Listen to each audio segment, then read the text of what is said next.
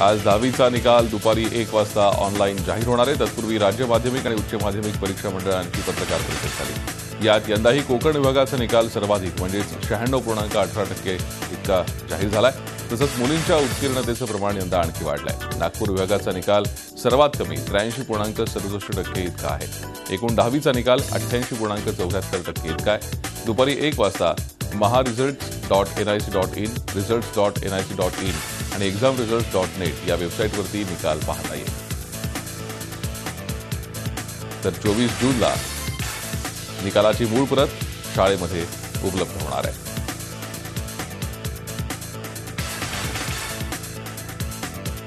सर्वात जास्त निकाल नेहमीप्रमाणे म्हणजे मागच्या 5 वर्षाचा कोकणचाच आहे 96.18%।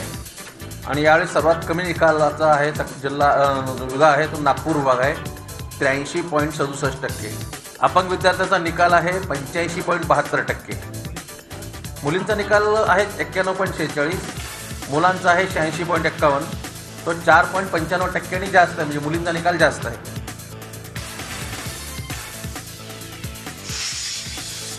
मुंबई विद्यापीठाचे सर्व निकाल यावर्षी रखडणार आहेत। त्याचा फटका मुंबईतल्या लाखो विद्यार्थ्यांना बसणार आहे। मुंबई विद्यापीठानं ऑनलाईन असेसमेंट उशिरा सुरू केल्यानं TYBA, BSc, कॉमर्स आणि इतर व्यावसायिक पदवी परीक्षेचे निकाल उशिरा लागणार आहेत। साधारणतः जूनच्या पहिल्या आठवड्यापर्यंत जाहीर होणारे निकाल अद्याप इतकंच नाही तर परदेशी शिकण्यासाठी जाणाऱ्या विद्यार्थ्यांनाही निकालाची आणखी काही आठवडे वाट पाहावी लागणार आहे।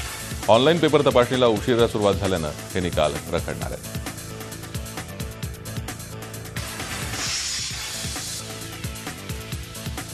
अंगारकी चतुर्थीनिमित्त आज सिद्धिविनायकच्या दर्शनाला भाविकांनी गर्दी केली आहे। रात्रीपासूनच गणेश भक्तांनी दर्शनासाठी रांगा लावल्यात। आकर्षक विद्युत रोषणाईनं सिद्धिविनायक मंदिर उजळून गेलं।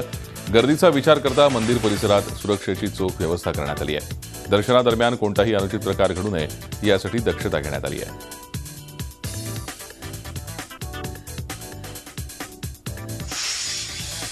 अंगारकीनिमित्त पुण्यातल्या दगडूशेठ मंदिरात भाविकांनी सकाळपासूनच गर्दी केली आहे। रांगा लावून गणपतीचं दर्शन भक्त घेत आहेत। अंगारकीनिमित्त होणारी गर्दी लक्षात घेता मंदिर परिसरात चोख सुरक्षा ठेवण्यात आली आहे। दगडूशेठ मंदिरातल्या या अंगारकी उत्सवाचा आपण हा नजारा पाहू शकता।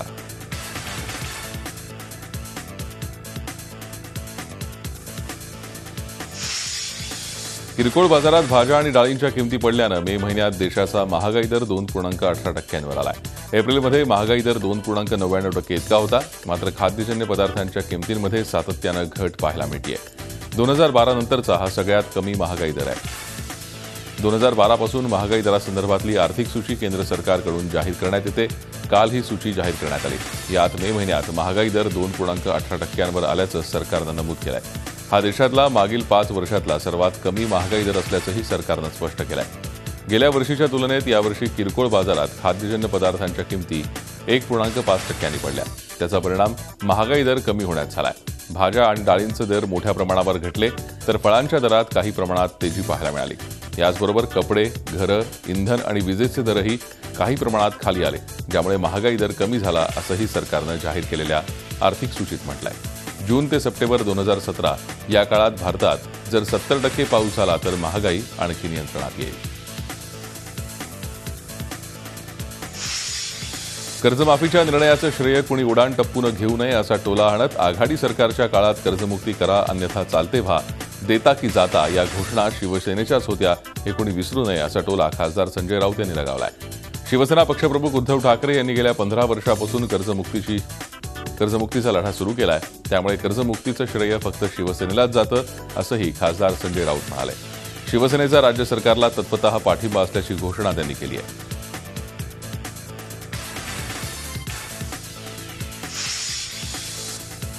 कर्जमाफीच्या घोषणेनंतर आता राज्य सरकार निधी कुठून उभारणार असा प्रश्न सर्वत्र विचारला जातोय। राज्याचे खर्च कमी करणं हा एक मार्ग असला तरी 7व्या वेतन आयोगाचा बोजा आणि खर्च कपाती याचं एकत्र गणित बसवणं अत्यंत कठीण होणार याबाबत कोणाच्याही मनात शंका नाही। त्यात केंद्र सरकारनं कर्जमाफीची घोषणा करणाऱ्या राज्यांनी स्वतःच निधी उभारा असं सांगितलंय। त्यात राज्यावर 3.5 लाख कोटींचं कर्ज आहे। त्यामुळे राज्य सरकारनं घेतलेल्या कर्जमाफीच्या निर्णयाच्या अंमलबजावणीचे सूत्रधार अर्थमंत्री सुधीर मुनगंटीवार यांच्याकडे साऱ्या राज्याचे डोळे लागलेत। तर मुनगंटीवारांनी कर्जमाफीसाठी आणखी कर्ज काढण्यास सरकार सक्षम असल्याचं म्हटलंय।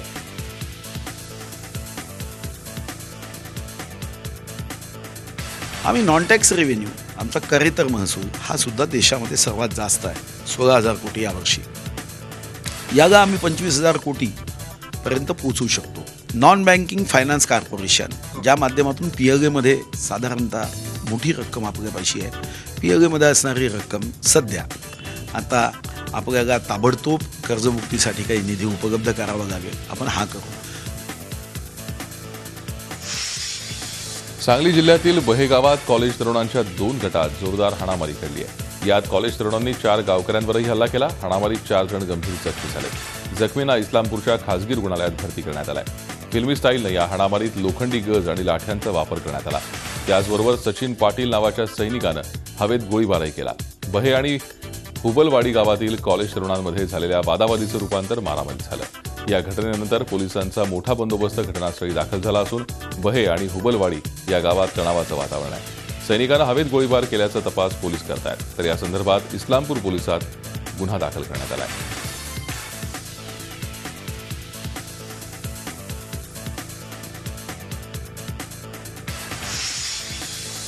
गीत रामायण या अजरामर कलाकृतीला समोर ठेवून आता महाभारतावर आधारित गीत महाभारत पुणेकरांच्या भेटीला येत आहे. 43 वर्ष अमेरिकेत राहणाऱ्या शशिकांत पानट यांनी गीत रामायणातील गीतांमुळे प्रेरित होऊन महाभारतावर आधारित कथानकांवर गीतं लिहिली आहेत. त्यांच्या गीत महाभारत या पुस्तकावर आधारित कार्यक्रम 20 जूनला पुण्यात पार पडणार आहे.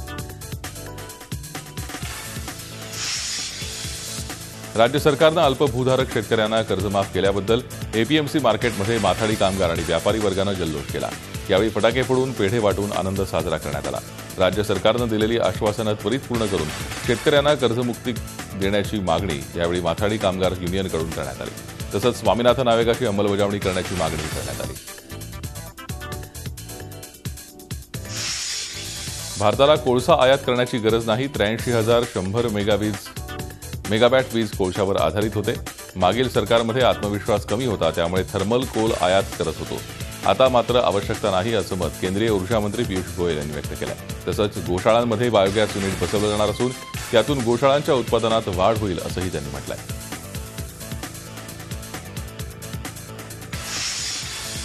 डोंबिवलीत सोमवारी रात्रीच्या सुमारास भर पावसात एका दुचाकीला अचानक आग लागली. विपुल कोतवाल यांची बजाज डिस्कवर ही गाडी फडके रोडवर उभी असताना तिला अचानक आग लागली. अग्निशमन दलाच्या जवानांनी अर्धा तास केलेल्या अथक प्रयत्नानंतर आग आटोक्यात आली. मात्र ही आग कशानं लागली याचं कारण अद्याप स्पष्ट नाही. नांदेड शहरात स्वच्छतेच्या प्रश्नावरून शिवसेनेनं नांदेड महापालिकेत कचरा फेको आंदोलन केलं. यावेळी सेना आणि काँग्रेस नगरसेवकांमध्ये धक्काबुक्की झाल्यानं गोंधळ निर्माण झाला. शहराचे खासगी कंत्राट रद्द झाल्यानं शहरात गेल्या 3 महिन्यांपासून कचऱ्याची समस्या गंभीर झाली आहे. शहरात ठिकठिकाणी कचऱ्याचे ढीग पाहायला मिळतात. याच मुद्द्यावरून शिवसेनेनं महापालिकेत कचरा फेको आंदोलन केलं. यावेळी महापौरांच्या दालनातही कचरा फेकण्याचा प्रयत्न झाला.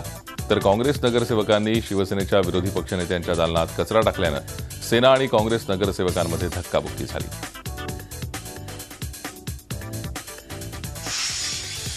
कल्याण डोंबिवलीचा स्वच्छतेच्या बाबतीत उडालेला बोजवारा आणि प्रशासनाचा उदासीनपणा यामुळे महापालिकेच्या महासभेत नगरसेवक चांगलेच संतप्त झाले.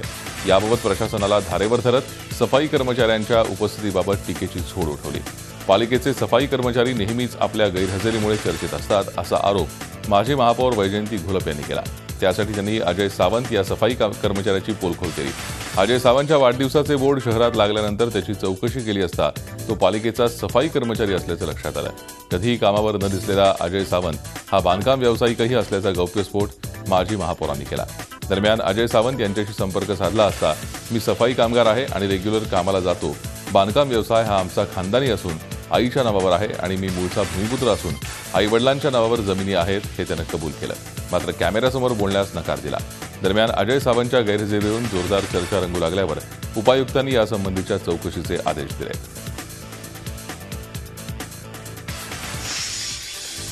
डोंबिवलीत फेरीवाल्यांविरोधात उपोषणाला बसलेले सत्ताधारी शिवसेनेचे नगरसेवक वामन म्हात्रे यांनी अखेर आपलं उपोषण मागे घेतलंय.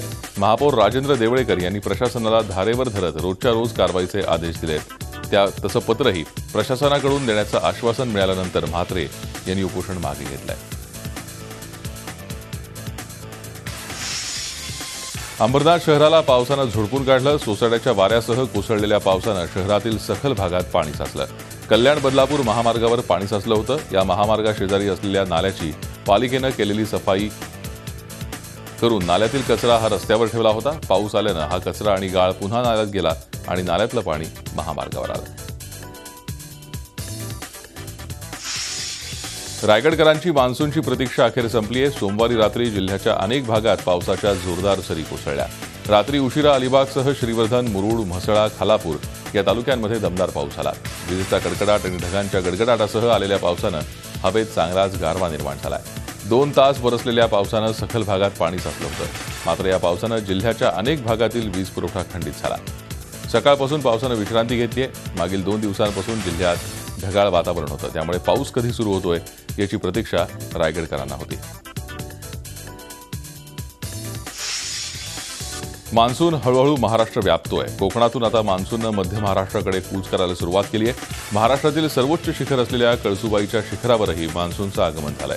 पावसानं पूर्ण कळसुबाई शिखर आच्छादित झालंय. सह्याद्रीच्या कळसुबाई, उडदावणे, घाटघट परिसरात ढगांची चादर पसरलेली दिसून आली. झी 24 तासच्या प्रेक्षकांसाठी कळसुबाईच्या शिखरावरची ही खास क्षणचित्र संगमनेरचे प्रांताधिकारी भागवत डोईफोडे यांनी उपलब्ध करून दिली आहेत.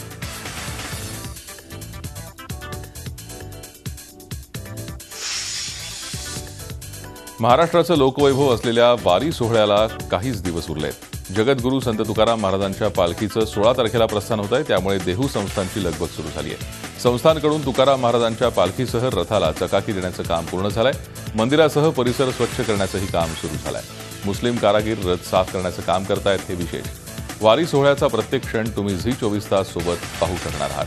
नदी ज्याप्रमाणे सागराला मिळते त्याचप्रमाणे विठ्ठल भक्तीत लीन झालेला वैष्णव वारीच्या माध्यमातून पंढरपुरात पांडुरंगाशी एकरूप होतो.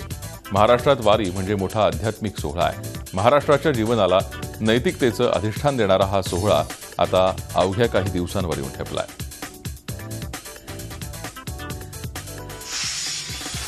वारी दरम्यान वारकऱ्यांना वैद्यकीय सेवा पुरवण्यासाठी ठाण्यातून औषध वारीचं प्रस्थान होत आहे.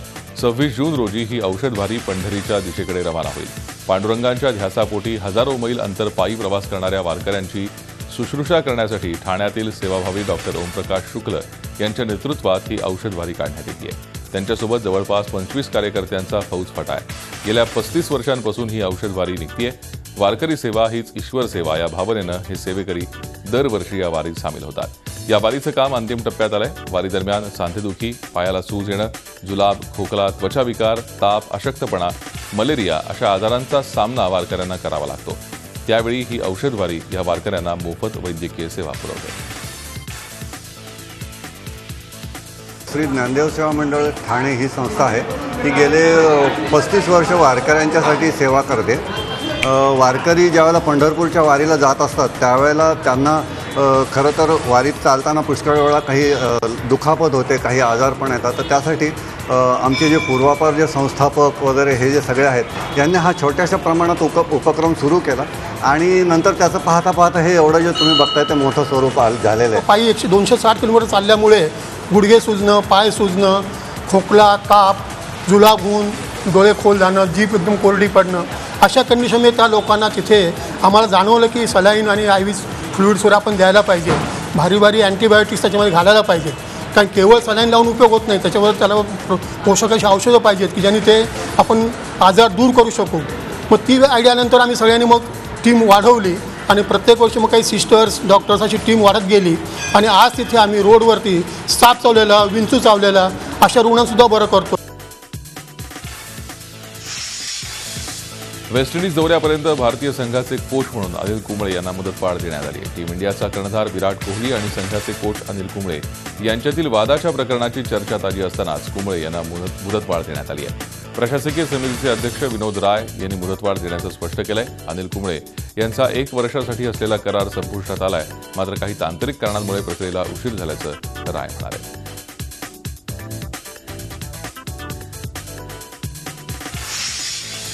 1 जुलैपासून जीएसटी लागू होत असल्यानं त्याचा धसका अवघ्या मराठी सिनेसृष्टीनं घेतल्याचं दिसतंय. मराठी चित्रपटांना या टॅक्समधून पूर्णतः माफी मिळावी अशी मागणी मराठी चित्रपट निर्मात्यांनी केली आहे. सरकारनं राज्यातील मराठी चित्रपटांसाठीचा जीएसटी पूर्णपणे माफ करावा, अन्यथा 1 जुलैपासून चित्रपट निर्माते संपावर जातील. एकही मराठी चित्रपट प्रदर्शित केला जाणार नाही असा इशारा निर्मात्यांनी दिला.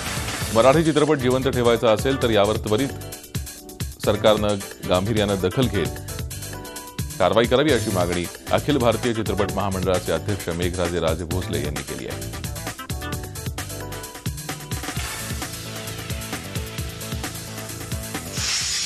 बॉलिवूडमध्ये दोन अभिनेत्रींमध्ये मैत्री असणं किंवा दोघींनी एकमेकींचं कौतुक करणं जवळपास अशक्यच.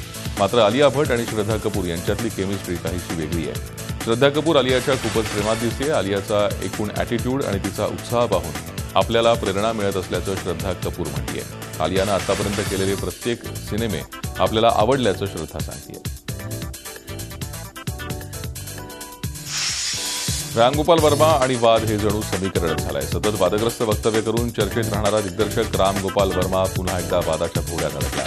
यावेळी रामूनं सानिया मिर्झाचा एक फोटो सोशल मीडियावर टाकत एक पोस्ट शेअर केली आहे, ज्यावर सडकून टीका होतीये. रामूचा हा खटाटोप नेटिझन्सना बिलकुलच आवडलेला नाहीये. अनेकांनी शेलक्या शब्दात रामूला सुनावलं. अभिनेत्री मनीषा कोइरालानं नुकतंच फिल्म इंडस्ट्रीत कमबॅक केलं. सिनेमा फारसा चालला नाही तरी मनीषा मात्र चर्चेत आली आहे. आता ही इलू इलू गर्ल आणखी एका वेगळ्या कारणानं चर्चेत येऊ लागली आहे. मनीषा राजकारणात येणार असल्याच्या बातम्या अलीकडेच येऊ लागल्या आहेत. मनीषाचे वडील राजकारणात असल्यानं मनीषाही तोच वारसा पुढे चालवणार असल्याचं म्हटलं जात आहे. मात्र या सगळ्या चर्चेला सध्या तरी मनीषानं पूर्णविराम दिला. आपल्याला राजकारणात बिलकुल रस नाही, त्यामुळे आपण कदापि राजकारणात येणार नाही असं मनीषानं सांगितलंय. मात्र देशासाठी आपल्याला काहीतरी करायला नक्कीच आवडेल, त्यामुळे सामाजिक कार्यात गुंतवून घेण्यासाठी लवकरच एक उपक्रम राबवणार असल्याचं तिनं म्हटलंय. बॉलिवूडचा डिरेक्टर इम्तियाज अली आणि नीतू चंद्रा या जोडीची सध्या बॉलिवूड इंडस्ट्रीत जोरदार चर्चा रंगतीये. दोघांना अनेक ठिकाणी एकत्र पाहिल्यानं अनेकांना आश्चर्य वाटतंय. नुकत्याच झालेल्या हिंदी मीडियम फिल्मच्या स्पेशल स्क्रीनिंगला किंवा पुरस्कार सोहळ्याला हे दोघं एकत्रच पार्टीमध्ये दाखल होताना दिसले. त्यामुळे दोघांची केमिस्ट्री आता चांगली जुळू लागल्याचं म्हटलं जात आहे. नीतू चंद्राला घेऊन इम्तियाज लवकरच एका नव्या फिल्मची घोषणा करणार असल्याची चर्चा आहे.